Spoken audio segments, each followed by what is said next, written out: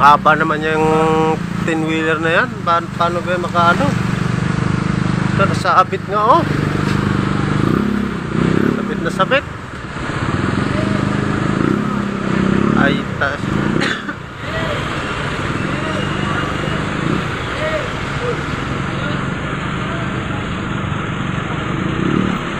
Ayun guys, ay live na live tayo ngayon guys kasi sobrang haba kasi yung sasakyan no.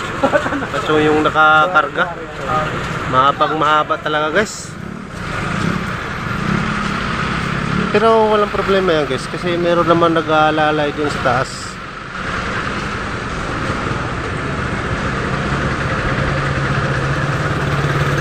Kasi oh, meron pa doon, ayun oh. Nako, masasabit din yan, marami masabitan.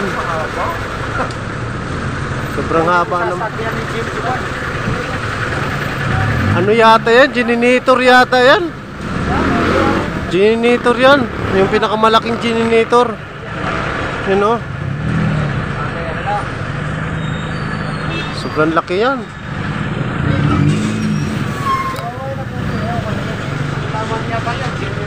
Oh, generator na malaki.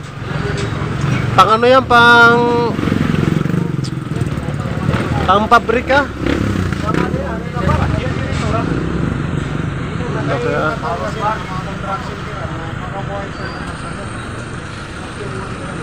oh, sobrang laki oh. Sayad na naman siya dyan oh. Sayad na naman yan. Pero kaya yan kasi medyo ano mahaba yung ano yung wire ng mga nakalagay sa yun na oh.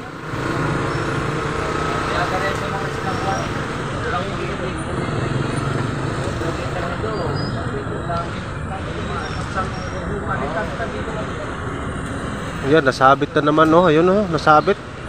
Pag i-diretso talaga yan, putol talaga yan. Ay hindi, mabili na yan.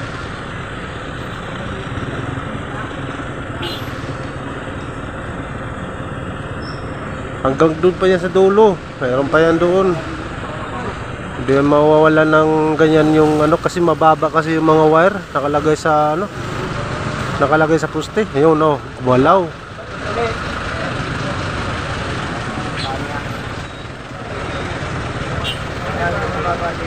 Sobra kasing baba ng mga paglagay ng mga kable ng ano ng mga wifi.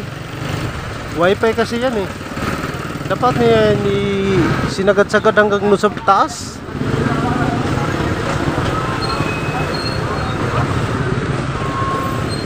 Yan, mahaba-haba talaga yan guys, no? Yan, kaya nata-traffic oh, hanggang doon sa dulo, sobrang layo, hanggang dito sa dulo, matraffic talaga. Pero kasama na yan guys sa ano, sa trabaho kasi ganyan talaga pag magtrabaho sa mga kumpanya.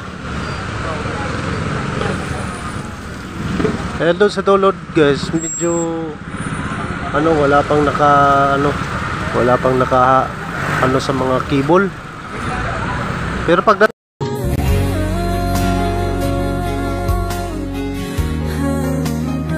talagang masyadong mababa yung mga kuryente doon.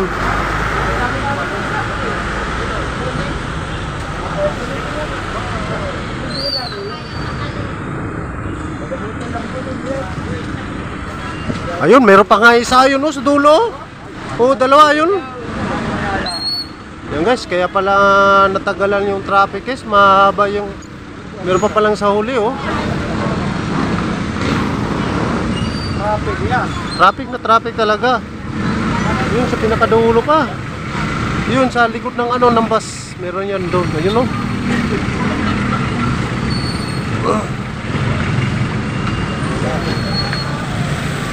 At saka ano yung kaya na traffic ngayon guys, gawa ng meron kasi doon nagkakarira doon sa ano doon sa banda sa ano yung Santa Rosita, yung may kantuhan doon. Kasi tuwid kasi yung kalsada doon kaya meron nagkakarira doon. Ayun, sabit na naman. Kasi pag nandito talaga sa ano sa ganito barangay, yung mga kuryente mababa, dapat yan nandun sa pinakatuktok para hindi maano sa malalaking mga sasakyan. Pero papunta doon sa ano, sa Limeri hanggang ano, papunta na dito medyo mahaba yung ano, hindi maabot sa malalaking sasakyan yung ano, yung kuryente. Ayan o, dyan o, sa kanto na yan, masyadong mababa. Tingnan mo yung wire doon ng isang biraso guys, oh, naputol guys.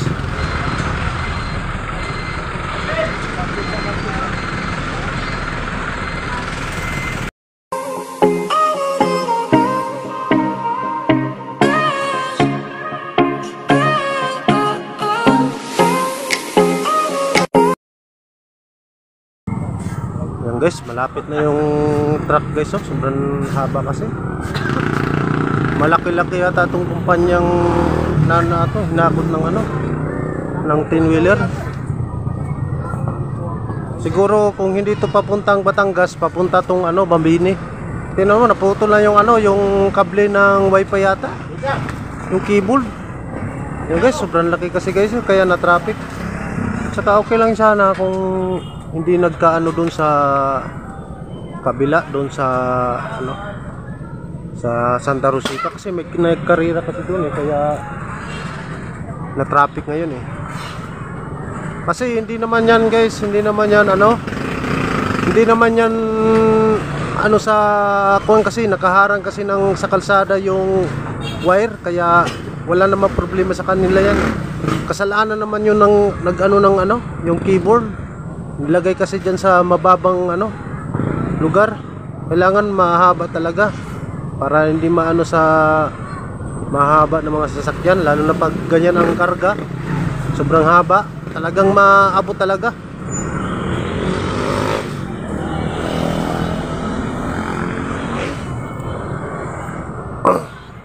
Kailangan dyan ay doble ingat, kasi dito lang mahirap dito eh, kasi mababa kasi yung mga keyboard dyan sa ano, sa kalsada eh. Tingnan mo, talagang sayad na sayad talaga yung ano, kuryente.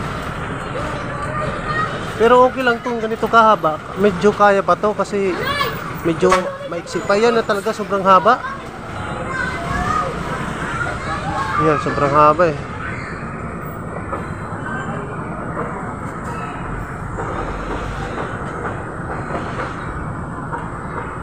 Yan, nandito pa yung sa mababang ano, mababang cable. Masa ano din yan sa kinarga, kasi tingnan mo yan naman kinarga, sobrang haba kasi oh.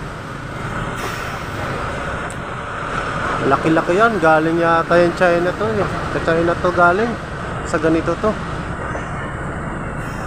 Siguro galing yan dun sa ibang kumpanya, lilipat dito sa pangalawang kumpanya. Yan.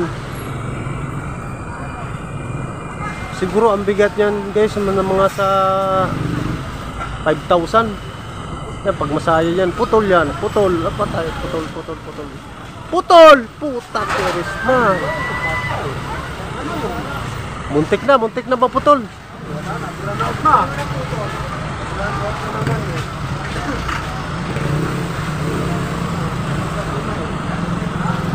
Mababa kasi yung, oo, mababa. Baba kasi yung nilagyan ng ano, wire na mga kable sa mga wifi. Mababa kasi, kaya masasayad.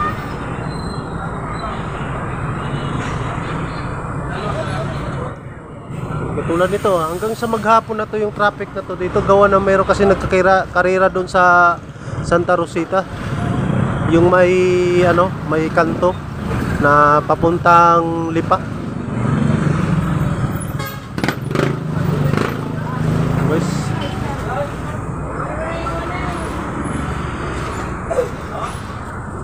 Guys, sobrang traffic talaga. Meron pa yata sa dulo eh. Wala na. Ang haba ng traffic, hanggang doon pa sila pinakaibaba. Yung may gasolinahan doon sa pinakaibaba, doon, hanggang doon ang traffic.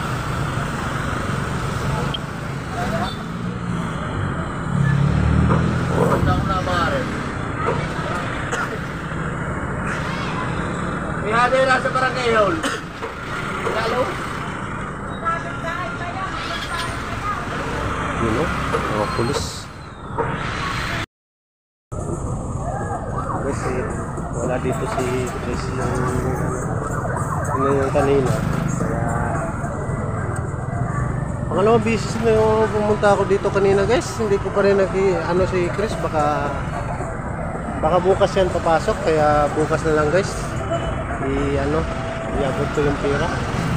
Ayan guys, samahan nyo ako guys sa habang naglalakad, kasi yan ang trabaho ko na ngayon guys. Kahit saan ako pumunta, nagbablog ako para makikita talaga yung makikita talaga yung lugar na kung saan ako patungo. Kailangan magbibideo. Hoy, gano'n ka dyan? Naglulo! Si Gingging, makulit yan. Pag gawing customer, makulit na makulit. Kaya makulit na makulit yan. Pag ginagawa namin ang customer yan, makulit yan sobra. Gingging talaga. Tayo guys uwi muna tayo kasi gawa nang nawala kasi dyan si Chris, kaya bumalik na lang tayo sa dinaanan natin para yung vlog ko kanina idudugtong ko na lang to para ayos ba. Alam ko na siyang inupit ko na sasabihin. Bakit hindi talaga siya?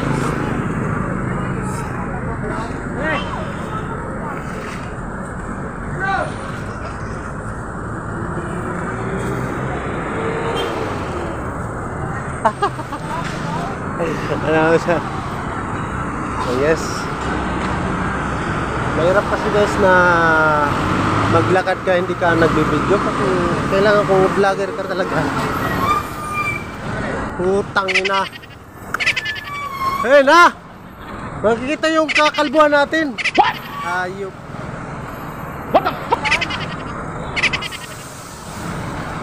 Ayan guys,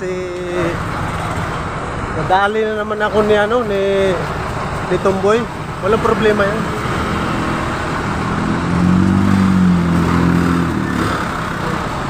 Saka wala naman tayong doon na talaga, loko ka talaga. Wala ka sigarilyo? Sigarilyo? Wala.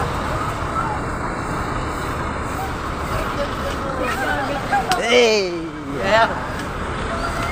Vlog! Oh! Ayan guys, tulong na tayo bawat kabila kanan. Ayan guys, shout out pala sa mga security guard dyan sa Sentro Mall, dyan sa Lumire, at saka doon sa Batapungkay. Shout out lang doon. Yung shout out pala kay Kitchen dyan sa Samar, pati kay yung kaibigan ko si Archie dyan sa Manipis. Shout out sa inyo. Ay, dito lang muna tayo. Kita ba tayo?